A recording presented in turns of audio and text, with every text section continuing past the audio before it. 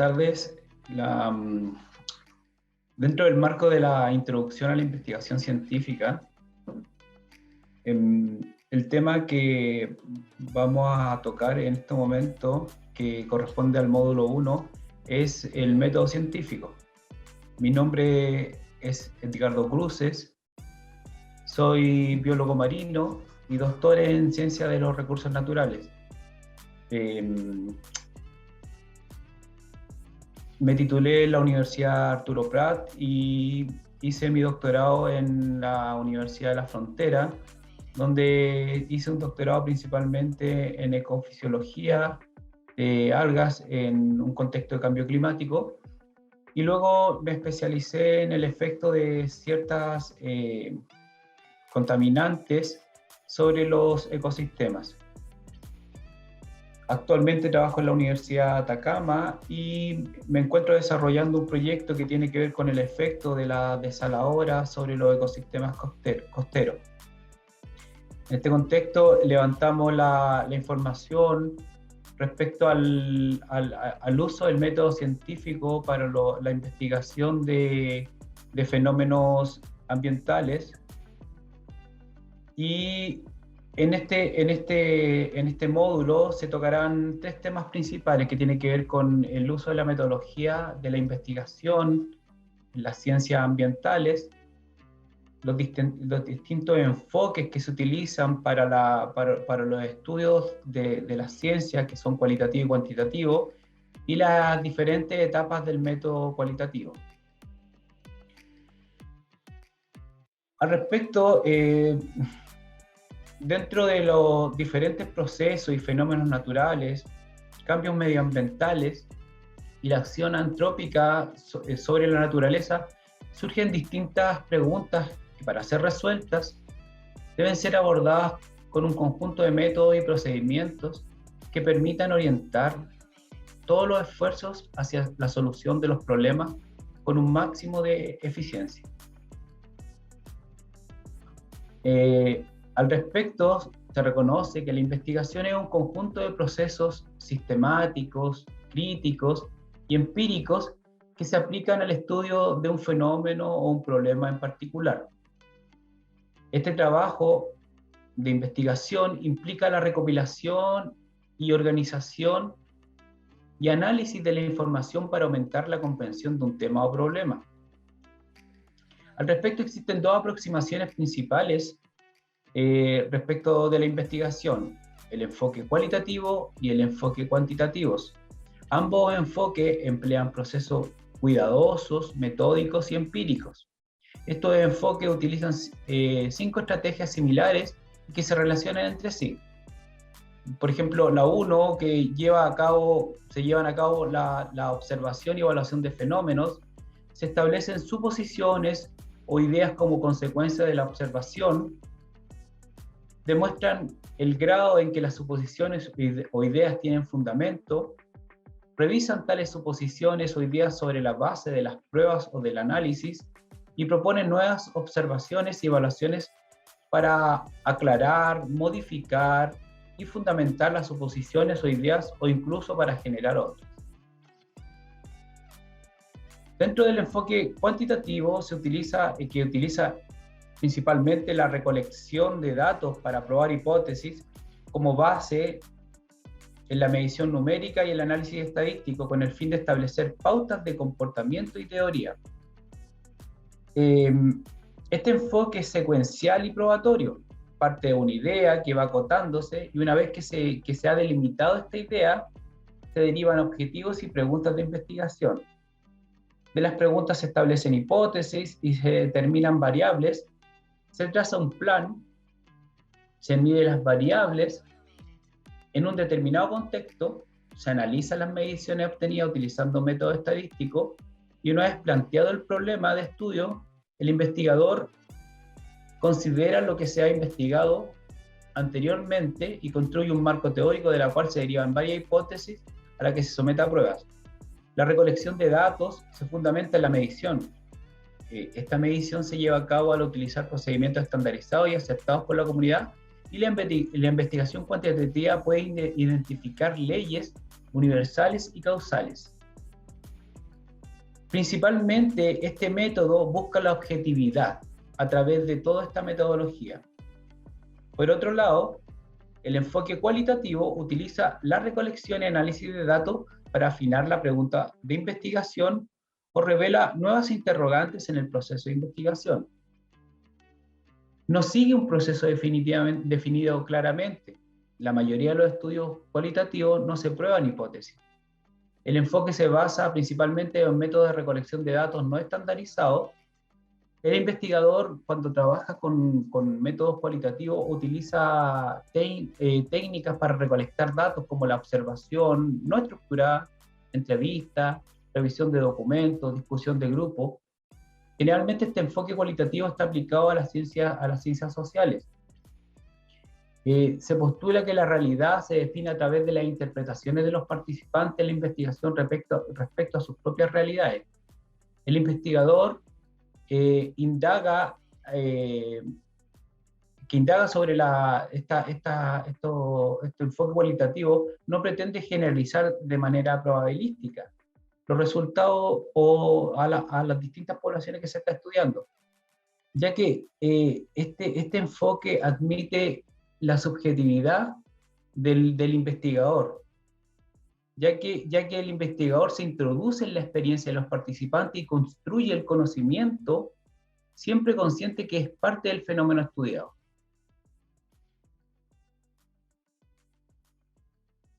El enfoque cualitativo supone el enfoque cualitativo, que es el enfoque que trabaja principalmente las ciencias ambientales desde un punto de vista científico-empírico, supone una serie de etapas coordinadas, concatenadas y consecutivas. Estas etapas las podemos resumir principalmente como la entrada de los datos, que parte básicamente de la idea, la obtención de los datos, el análisis progresivo de los datos y finalmente la salida o confección de un informe final, que puede estar también reflejado en un documento científico. La primera etapa del enfoque cualitativo es configurar la idea de investigación. Esta idea de investigación, por lo general, las investigaciones se originan de ideas, sin importar qué tipo de paradigma fundamente nuestro estudio ni el enfoque que habremos de seguir. Las ideas se construyen de diferentes formas y es el primer acercamiento a la realidad objetiva o a la realidad subjetiva desde el punto de vista cualitativo, dependiendo de nuestro foco de investigación. Las ideas de investigación en sí representan el primer acercamiento, como les señalaba, a la realidad que se investigará o a los fenómenos, sucesos y ambientes para estudiar. Ahora, ¿cómo se originan las ideas? Hay una gran variedad de fuentes que pueden generar la idea de investigación, entre las cuales se encuentra la experiencia individual, materiales escritos, piezas individuales, información disponible, teorías o observaciones, entre otros elementos que podemos considerar. La idea puede surgir desde la inspiración, la oportunidad, la necesidad de cubrir huecos del conocimiento, la conceptualización o la de resolver una problemática específica. En general, la mayoría de las ideas en un principio son vagas y requieren analizarse con cuidado para que se transformen en un planteamiento mucho más preciso y estructurado, en particular cuando nos enfocamos en el proceso cuantitativo. Una vez que ya se ha concebido la idea de investigación que queremos trabajar y se ha profundizado el tema, el siguiente paso es plantear el problema de investigación. El problema de investigación es el punto de partida de una investigación científica. Constituye el elemento a partir del cual serán determinados otros componentes esenciales del proceso investigativo. Por lo tanto, el planteamiento del problema de investigación delimita el objeto de estudio. O sea, lo que se va a investigar, precisa su objetivo, o sea, el para qué es la investigación y determina, a través de lo anterior, los aspectos fundamentales del diseño metodológico, el cómo se realizará el trabajo. O sea, el planteamiento del problema en sí es fundamental y está relacionado con los objetivos de la investigación, con las preguntas de investigación, con la justificación de la investigación, la viabilidad y la evaluación de las deficiencias en el conocimiento del problema. Por ejemplo, los objetivos de la investigación señala a lo que se aspira a la investigación y debe expresarse con claridad. Estos objetivos deben expresarse con claridad, pues son la guía del estudio, es lo que se plantea en un principio y es hacia dónde vamos focalizados en esta investigación. Luego de definir los objetivos, es conveniente plantear por medio de una o varias preguntas el problema que se estudiará. La pregunta de investigación son preguntas que orientan hacia la respuesta que se busca con la investigación. Luego, la justificación de la investigación indica el porqué de esta investigación, las razones, y también es necesario considerar otros aspectos también en el planteamiento del problema, por ejemplo, la viabilidad o la factibilidad del estudio. Para ello debemos tomar en cuenta cuánto tiempo disponemos para realizar estos estudios, los recursos financieros, que son súper importantes, los materiales, los alcances de la investigación. Tenemos que preguntarnos de manera realista si es posible llevar a cabo esta investigación con las herramientas que tenemos o que podemos adquirir y cuánto tiempo durará llevar a cabo esta investigación. La evaluación de las deficiencias en el conocimiento del problema deben considerar las siguientes preguntas. ¿Qué más necesitamos saber del problema? ¿Qué falta estudiar o abordar? ¿O qué no se ha considerado en estos estudios? La respuesta nos ayudará a saber dónde se encuentra ubicada nuestra investigación en la evolución del problema que queremos desarrollar y qué nueva perspectiva podríamos aportar. El planteamiento del problema siempre se incluye en las propuestas o protocolos o los reportes o informes de resultados.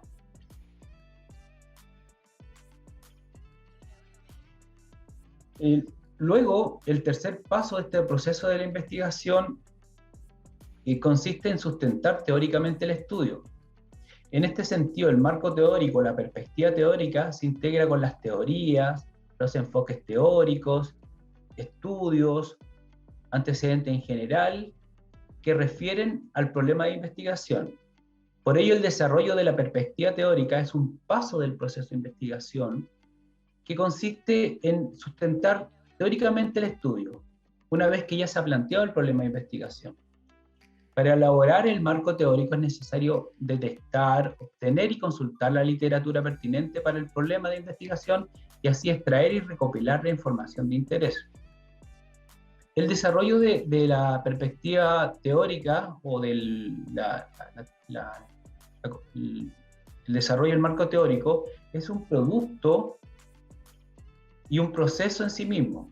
Es un proceso porque está en la búsqueda del conocimiento existente y disponible que pudiese estar vinculado con nuestro planteamiento del problema, y un producto porque entrega el marco teórico de nuestra investigación y que a su vez parte de un producto mayor, que es el reporte de investigación, el proceso final o el producto final.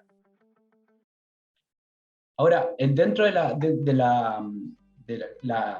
este desarrollo de la perspectiva teórica, como piedra angular para la estructuración del marco teórico se encuentra la revisión de la literatura, la que puede iniciarse directamente con el acopio de las referencias o fuentes primarias, y básicamente la revisión de la literatura busca definiciones, teorías, resultados, casos, ejemplos, instrumentos que se utilizan para medir o evaluar los conceptos o variables de interés, hipótesis comprobadas, datos específicos, enfoques o abordajes al problema de investigación. Así, la revisión de literatura es un paso en la investigación que permite detectar, consultar y obtener la bibliografía y otros materiales útiles para los propósitos del estudio, de los cuales se extrae y se recopila la información relevante y necesaria para entender el problema de investigación. Ahora, una vez que hemos ya efectuado la revisión de la literatura y afinamos el planteamiento del problema, debemos considerar el alcance, o sea, visualizar hasta dónde queremos llegar, desde el inicio hasta el final. Y o sea, el alcance de nuestra investigación. Y dicho alcance dependerá de la estrategia de investigación. Estos alcances pueden ser exploratorios, descriptivos, o correlacionales o explicativos. Así el diseño, los procedimientos y otros componentes del proceso serán distintos en estudios con alcances exploratorios, descriptivos, correlacionales o explicativos. Por ejemplo, los estudios exploratorios se emplean cuando el objetivo consiste en examinar un tema poco estudiado o novedoso. Sirven para preparar el terreno y por lo común anteceden a investigaciones como con alcance descriptivo, correlacionales o explicativos. Son los estudios primarios. Los estudios descriptivos buscan especificar propiedades y características importantes de cualquier fenómeno que se analice. Describen tendencias de un grupo o población y son la base de los estudios correlacionales, los cuales a su vez proporcionan información para llevar a cabo estudios explicativos que generan un sentido de entendimiento y están muy bien estructurados. Los estudios correlacionales se asocian a variables mediante un patrón predecible para un grupo o población. Las investigaciones correlacionales tienen en alguna medida un valor explicativo, aunque parcial, ya que el hecho de saber que dos conceptos variables se relacionan aportan cierta información explicativa.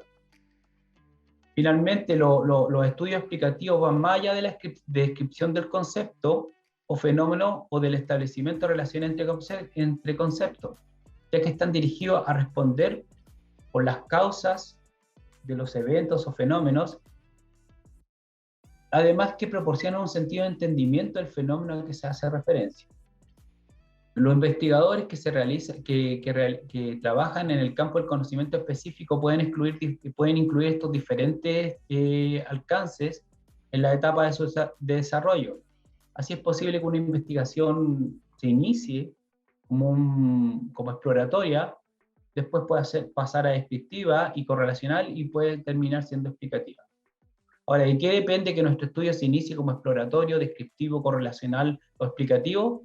La respuesta no es sencilla, pero diremos que depende fundamentalmente de dos factores: el estado del conocimiento sobre el problema de investigación, dilucidado a través de la revisión de la literatura, así como la perspectiva que se pretenda dar al estudio.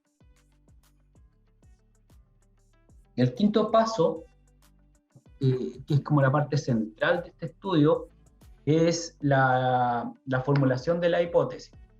Estas son las hipótesis, son explicaciones tentativas del fenómeno investigado que puede enunciarse como proposiciones o afirmaciones y se derivan de las teorías existentes y deben formularse de manera de proposiciones. Las hipótesis en sí son las guías de la investigación o estudio. Las hipótesis son proposiciones tentativas acerca de la relación entre dos o más variables y se apoyan en conocimientos organizados y sistematizados. Las hipótesis contienen variables. Estas son propiedades cuya variación es susceptible de ser medida, observada o inferida. En general, las hipótesis deben referirse a una situación, un contexto, un ambiente, un evento empírico, y las variables contenidas deben ser precisas, concretas y deben ser observables en la realidad.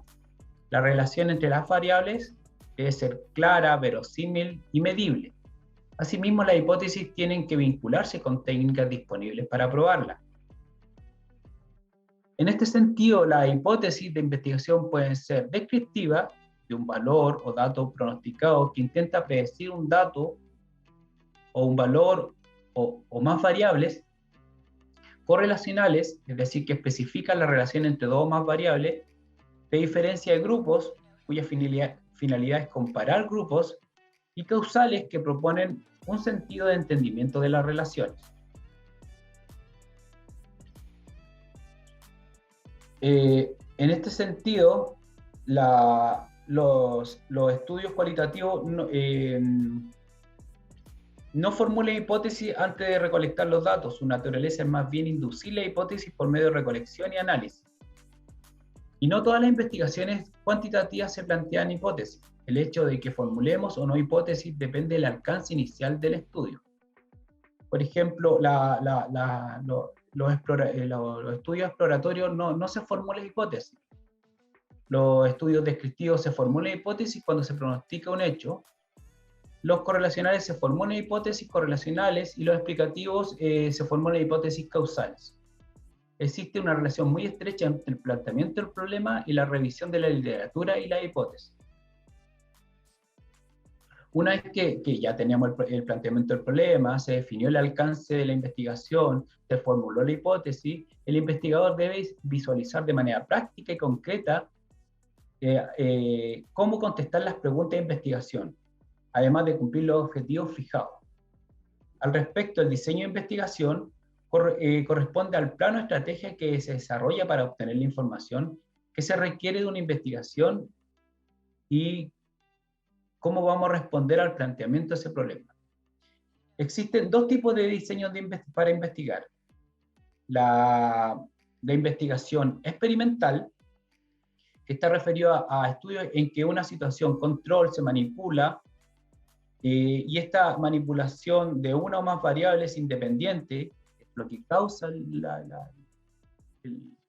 fenómeno, para analizar las consecuencias de tal manipulación sobre una o más variables dependientes, o sea, el efecto que se provoca. En este tipo de investigación encontramos dos tipos, los experimentos de laboratorio y los experimentos de campo.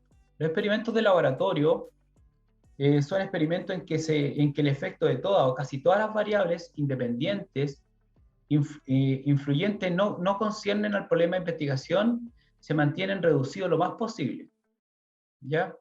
En cambio, los experimentos de campo son experimentos en una situación mucho más real, en la que el investigador manipula una o más variables, no las puede controlar todas. Un experimento en particular se refiere a un estudio en el que se manipula intencionalmente una o más variables independientes para analizar las consecuencias de dicha manipulación sobre una o más variables dependientes, como lo señalábamos anteriormente.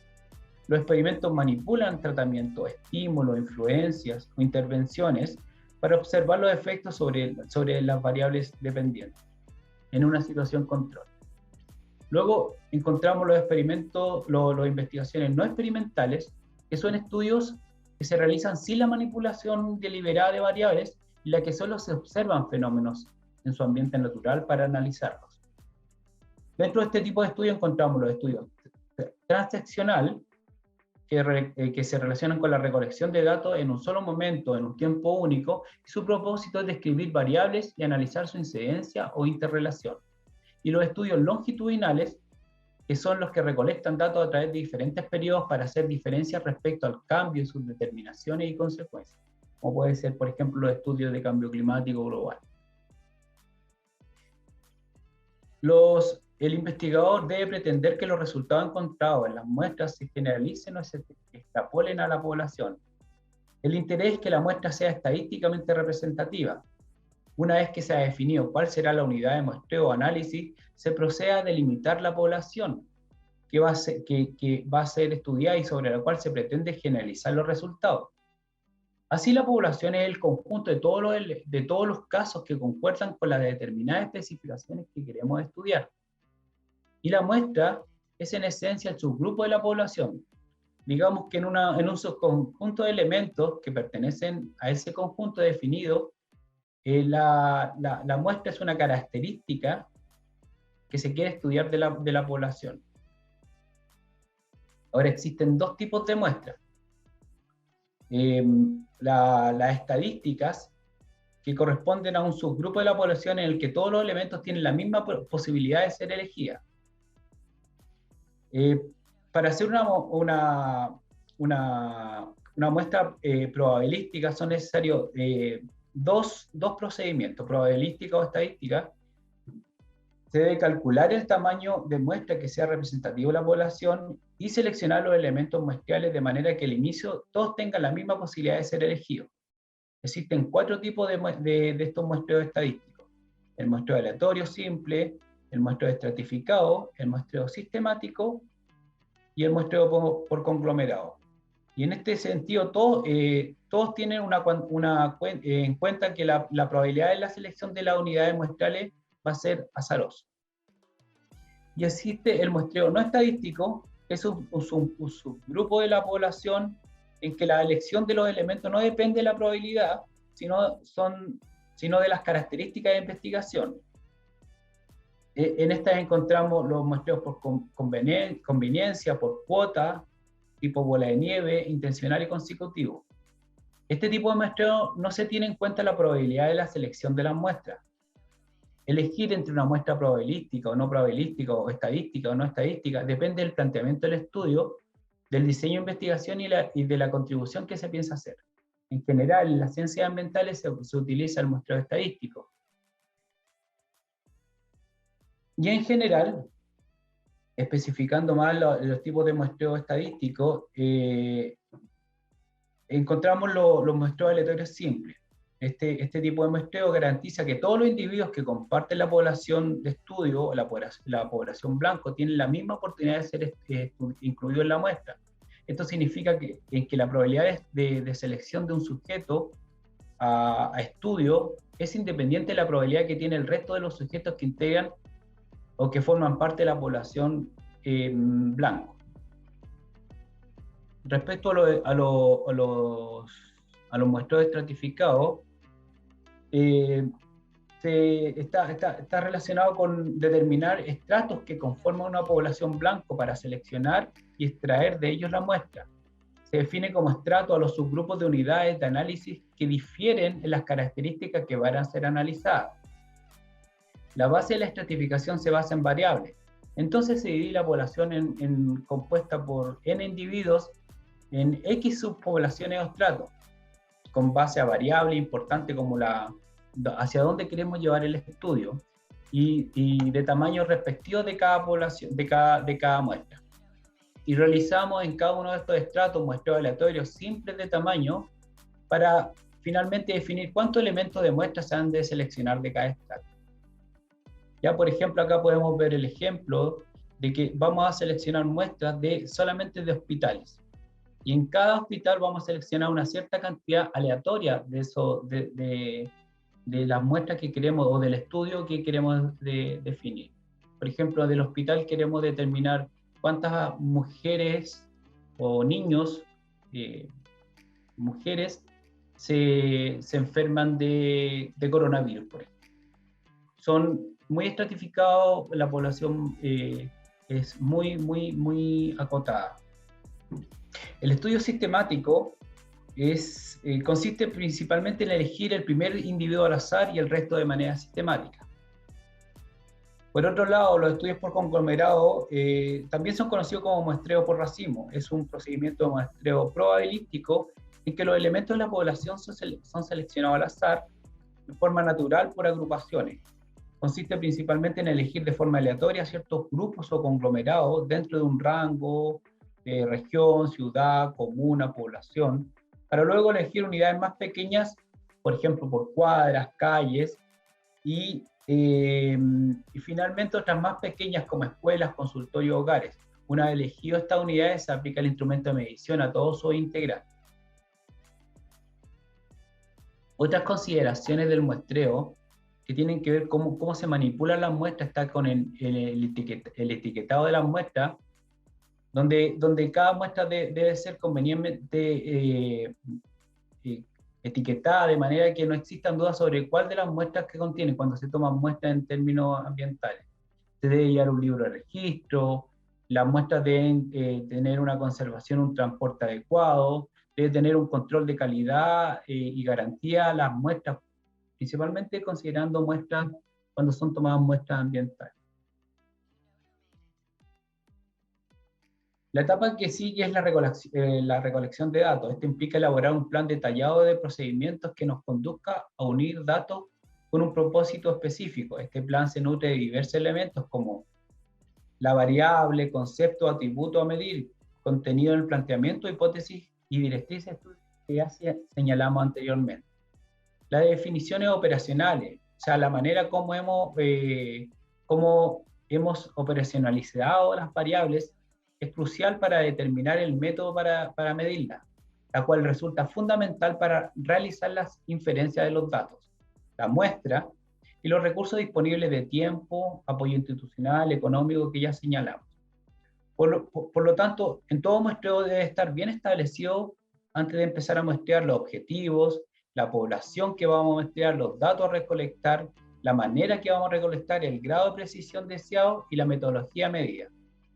Este plan se implementa para obtener los datos requeridos. No olvidemos que todos los atributos, cualidades y variables deben ser medibles. Con la finalidad de recolectar datos, disponemos de una gran variedad de instrumentos o técnicas, tanto cuantitativas como cualitativas, y es por ello que un mismo estudio podemos utilizar ambos tipos de enfoques. La medición en particular corresponde a la de asignar números, símbolos o valores a las propiedades de objetos o eventos de acuerdo con reglas. En este sentido, toda medición o instrumento de recolección de datos debe reunir 3 requisitos: debe ser confiable, válido y objetivo. Como les señalaba, ya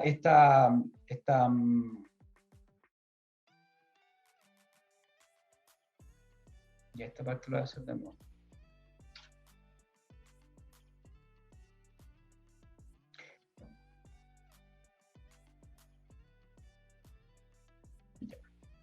La etapa que sigue es la recolección de datos, que implica elaborar un plan detallado de procedimientos que nos conduzca a reunir datos con un propósito específico. Este plan se nutre de diversos elementos como la variable, concepto, atributo a medir, las definiciones operacionales, la manera como vamos a operar las variables, las muestras, cómo las vamos a trabajar, los recursos disponibles, y por lo tanto el muestreo debe definir claramente o debe estar bien establecido los objetivos del muestreo, la población a muestrear, los datos a recolectar, la manera de cómo vamos a recolectar, los grados de precisión y los métodos de medida. Este plan se implementa para obtener datos requeridos y no olvidemos que todos los atributos, cualidades y variables deben ser medibles, y con la finalidad de recolectar datos disponemos de una gran variedad de instrumentos o técnicas, tanto cuantitativas como cualitativas. En este sentido, la medición corresponde a la de asignar números, símbolos o valores a las propiedades de objetos o eventos de acuerdo a las reglas. En este mismo sentido, toda medición o instrumento de recolección de datos debe reunir 3 requisitos esenciales: confiabilidad, validez y objetividad. Respecto al análisis de datos, que es un proceso o etapa en que se examinan los datos obtenidos con el propósito de sacar conclusiones sobre la información, para poder tomar decisiones o simplemente ampliar el conocimiento sobre diversos temas. Por lo tanto, el análisis de datos es el estudio exhaustivo de un conjunto de información cuyo objetivo es obtener conclusiones que nos permitan tomar decisiones o llegar a conclusiones respecto al estudio. Los análisis cualitativos utilizan diferentes herramientas estadísticas y matemáticas, y el enfoque de las herramientas que vamos a utilizar está determinado por el nivel de medición de las variables, la manera como se hayan formulado las hipótesis y el interés del investigador. Finalmente, dentro de toda esta metodología de investigación cualitativa, está el informe de resultados, que es el documento que se presenta al terminar una investigación en torno al tema que nosotros objetivizamos. Este reporte pretende dar respuesta a las preguntas de indagación y con ello ampliar el conocimiento respecto al tema estudiado. En él deben estar contenido toda la información requerida para entender el contexto de la problemática y los resultados de la investigación. Principalmente, dentro de las partes que deben estar dentro de un informe científico, que puede ser un informe científico como un manuscrito de investigación, debe estar el título, los autores que participaron, el resumen, marco teórico, material y método, resultados, discusión y bibliografía.